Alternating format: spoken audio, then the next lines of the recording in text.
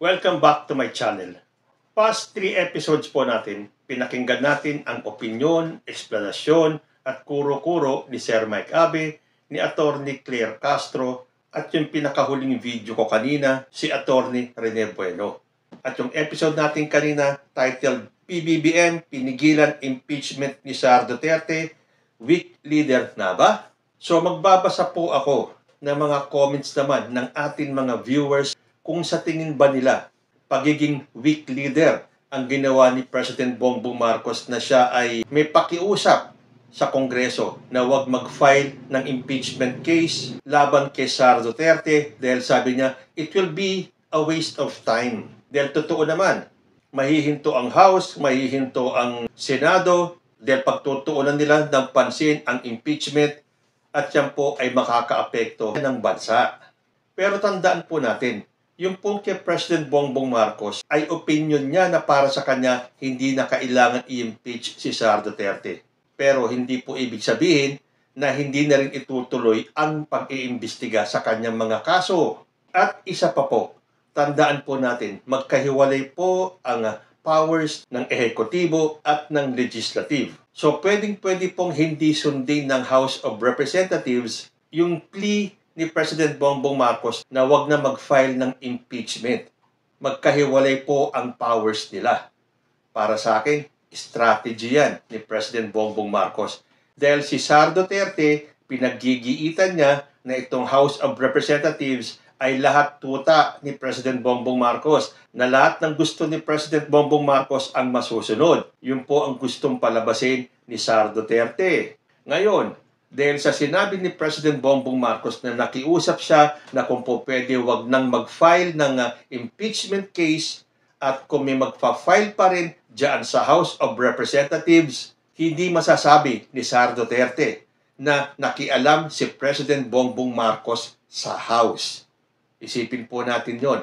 Isa sa kinagagalit ni Sara Duterte ay ang pag-aakala na may kapangyarihan si President Bongbong Marcos na paikutin ang mga kongresista natin. Hindi po ganun ang kaso.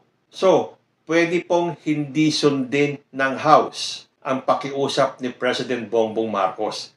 At kapag may nag-file ng impeachment, pwede pong ituloyan ng Kamara.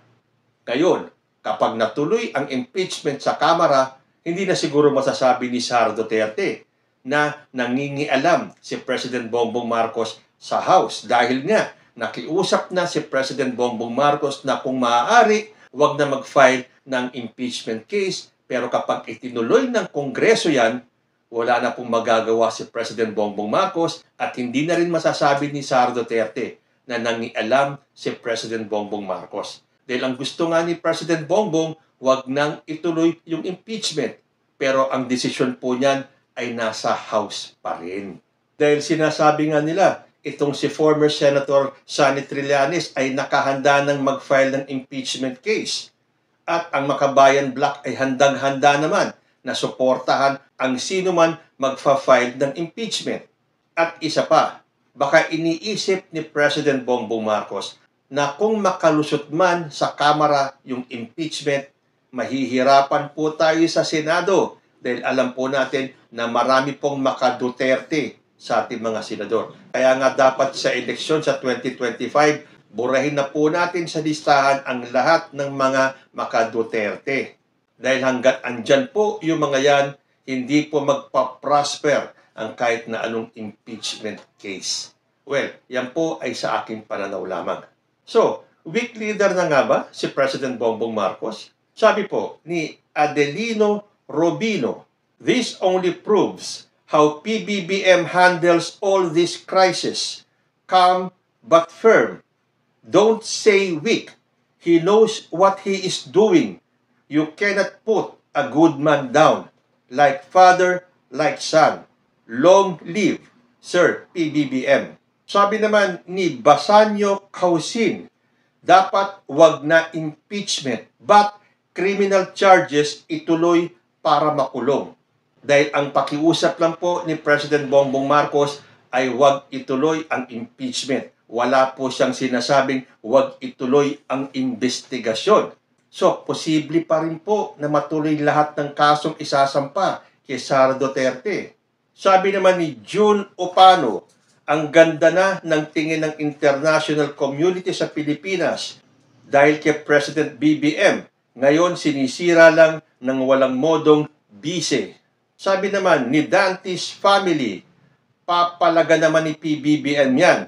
Baka dinadaan lang sa tamang proseso. Tama po yan. Dahil sinabi na nga ni President Bongbong Marcos, papalaga niya talaga yan.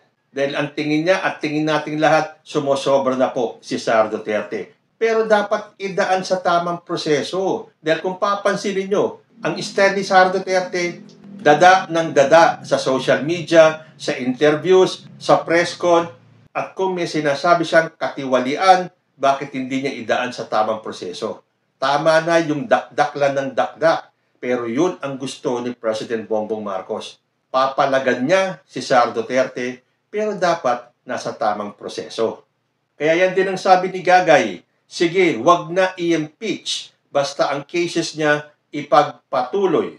Galing naman kay Adora Reyes, pagtiwalaan po natin ang ating President.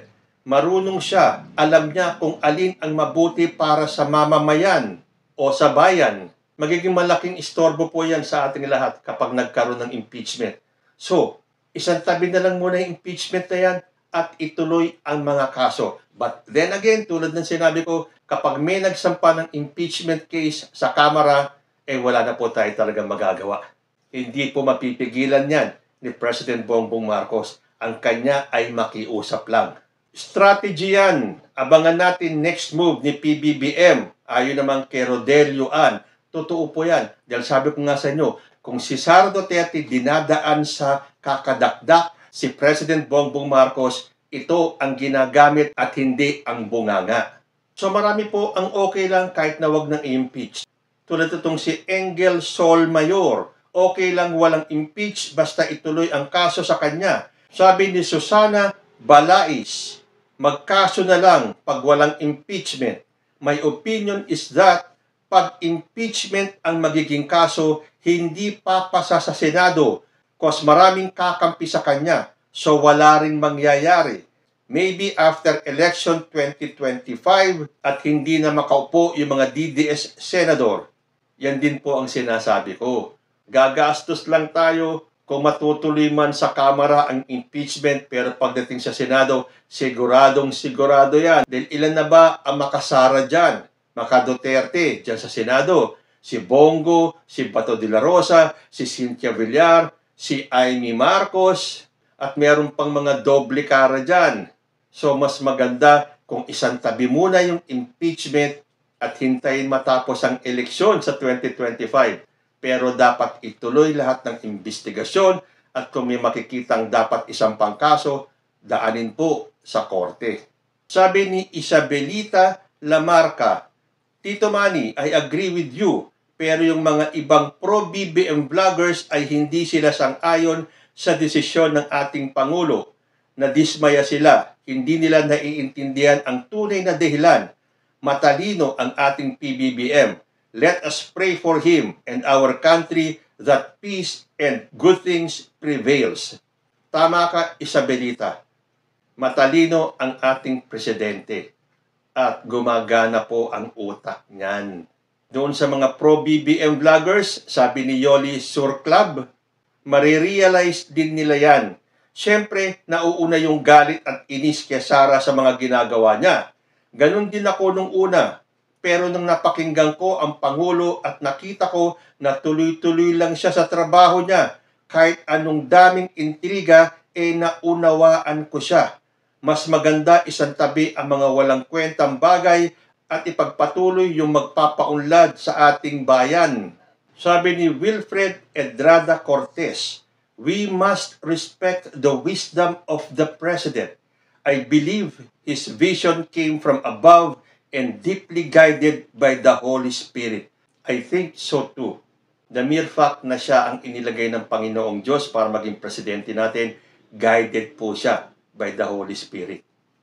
Hindi po siya pwedeng magpadalos-dalos tulad ng ginagawa ni Sara Duterte. Tingnan ninyo ang nangyari sa mag-amang Duterte. Dahil padalos-dalos sila magsalita, sila din ang naglubog sa sarili nila sa kumunoy. Hanap naman tayo dito ng negative kasi dire-diretso to puro positive eh. Sabi ni Matilda Choresca, sabi naman ni PBBM, opinion niya lang. Pero sa mga biased media, order daw yun. Hindi po, kung napanood po nyo yung statement ni President Bongbong Marcos, ang opinion niya ay wag nang ituloy ang impeachment. Kaya nga dun sa text message, sinabi niya, please do not file the impeachment case. Merong please, nakikiusap, hindi po nag-o-order, hindi nag-uutos. Sabi ni Juicy Green, makulong ka Sara Duterte at Digong Duterte. Our President BBM Jr. will not be put down by all your bad plans. Sabi ko nga sa inyo kampante si President Bongbong Marcos. He is sure of himself na hindi siya kayang pabagsakin ng mga Duterte. Dahil kung weak leader yan, sa mga patutsada, pagmumura pa lang ni dating Pangulong Rodrigo Duterte, yung panawagan ni Digong sa ating mga kapulisan, sa ating mga militar, na i-withdraw ang suporta ni PBBM, may sumunod ba sa kanya? Wala. At ngayon, si Sara Duterte, ang dami-daming drama. Andyan, sige, meron silang people power sa EDSA, pero magtatagumpay ba sila? Napanood ko kanina, sabi sa PTV, mga bandang alas 6 or alas 7, meron ng mga humigit kumulang 500 na katao sa EDSA. At meron pang nagpa-interview na hindi daw sila aalis doon hanggat hindi bumababa sa pwesto si President Bongbong Marcos. Nako, aabutin kayo ng 2028. Sinabi nyo yan, ha? Panindigan ninyo na hindi kayo aalis dyan hanggat hindi bumababa si President Bongbong Marcos. Princess Iron Penpon, kasi po mas importante ang taong bayan at ang bayan. Sabi ni Jojo, exactly, he is after criminal charges. At least, hindi maistorbo ang Congress at Senado kasi kung impeachment, marami lang cheche boreche. Teka muna, hanap po tayo ng mga nagsasabing weak leader. Marami namang kaso na nakafile kay VP Sara, kaya yung gobyerno na bahala sa kanya. Managot siya sa mga ginawa niya pagbanta at paglustay ng confidential fund. Ito, may nakita akong isa galing kay Arcip Bautista. I agree the President is kulang sa balls. Weak leader nga, kinokontra ang mga kakampi. Victor Vicencio, tama po kayo. Hindi pagpapakita ng kahinaan ang sinabi ni PBBM. Siya ay nagpapakita ng kalakasan. Di natin alam ang pinaplano ni PBBM. Tiwala ako na hindi magtatagumpay ang kasamaan. So, halos puro positive po ang aking nababasa dito. Ito kay Mr. Trust, it's just his opinion, but no one can stop if anyone proceeds with the filing of impeachment. Totoo po yan. Kahit na nakiusap na si President Bongbong Marcos na kung maaaring huwag na mag-file ng impeachment, kung may magpa-file ng impeachment, hindi po natin talaga mapipigilan yan.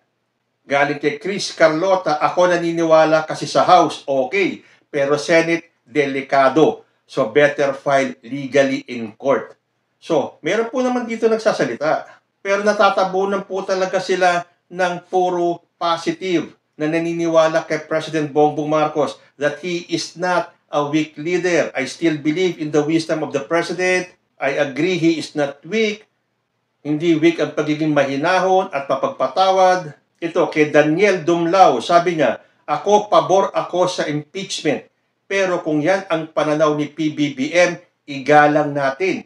Pero kahit pinipigilan ni PBBM ang impeachment, matutuloy pa rin kasi marami namang pwedeng mag-file ng impeachment. Totoo po yan. I, for one, pabor po ako sa impeachment. Pero nagtitiwala po ako sa ating Presidenteng Bongbong Marcos. So doon sa mga nagsasabi na weak leader si President Bongbong Marcos, opinion nyo po yan, iginagalang ko.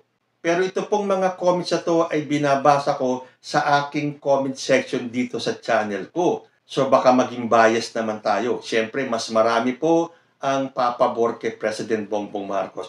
Pero meron pong mga ilang-ilan na nagsasabing disappointed sila. Ito, si Florida Greenfield. Hi Sir Manny, I am so disappointed talaga. Galing kay Victoria Asil, nakaka-discourage. Last na lang po ito dahil ang dami talaga nagsasabing pabor sila kay President Bongbong Marcos. at iilan lang po talaga ang nagsasabi at naniniwala na sa ginawa ni President Bongbong Marcos ay nagpapakita ng pagiging weak leader. Sabi ni Nympha Pitalgo, tama ka sir, hindi iniisip sarili niya. He is thinking about the Filipinos. He is never weak. If ever weak, he will surrender West Philippine Sea. Ang ibig pong sabihin ni Nympha, kung weak si President Bongbong Marcos, edi sana sinurrender niya na yung West Philippine Sea. Not like Digong, gusto pa niya gawing province ng China ang Pilipinas. Who is weak now? Salamat po sa mga comments ninyo sa pagpapakita nyo ng suporta sa ating Presidente Bongbong Marcos. I do believe strategy po yan ng ating Pangulong Bongbong Marcos. Nakiusap siya sa House, ngayon nasa House na kung itutuloy nila o hindi, para wala nang masabi si Sara Duterte na nangingialam si President Bongbong Marcos sa desisyon ng House of Representatives.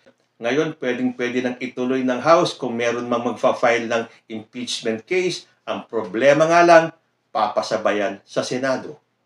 Kayo po, ano ang masasabi ninyo? Comment lang po down below at magbabalik ang usapang Tito Manny.